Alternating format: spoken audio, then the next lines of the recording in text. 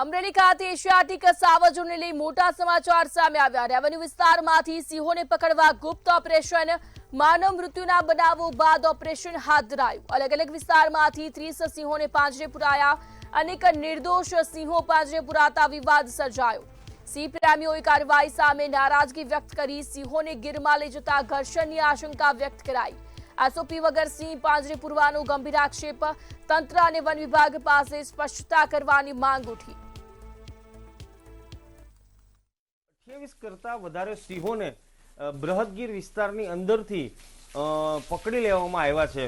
તો સરકારને મારે એ જ વિનંતી છે કે 28 સિંહોને તમે ક્યાં આગળ લઈ જશો?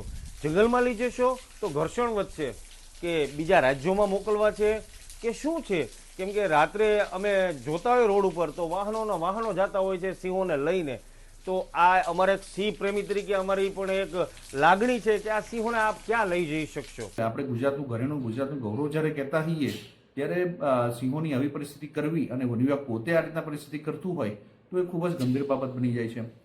વન વિભાગ, સરકાર, જે રાજકીય સરકારનું જે રાજકીય દબાણ છે અને પોતાની વોટ બેંક બચાવવા માટે સિંહોને પકડવા માટેના જે આદેશો આપવામાં આવ્યા છે એ બિલકુલ સાંખી લેવાય એવા નથી। વર્ષોથી સિંહો, માલધારીઓ, સ્થાનિકો એકબીજાની સાથે જોડતી કડી જે કહેવાતી હતી તે કડી અત્યારે તૂટી ગઈ છે। તો એ કેમ તૂટી છે એની માટેના સંશોધન થવા જોઈએ। સિંહોએ મનુષ્ય પર હુમલા કર્યા છે તો એની પરિસ્થિતિ, એનો સંપૂર્ણ અભ્યાસ થવો જોઈએ કે કઈ પરિસ્થિતિમાં સિંહોએ મનુષ્ય પર હુમલા કર્યા છે। અંધારામાં આપણે ટોર્ચ સાથે રાખીએ અને લાકડી લઈને લાકડીનો અવાજ કરતાં મૂવમેન્ટ કરીએ તો સિંહને ખ્યાલ આવે કે આ મનુષ્ય છે, કોઈ પ્રાણી નથી, અને શિકાર ન કરે।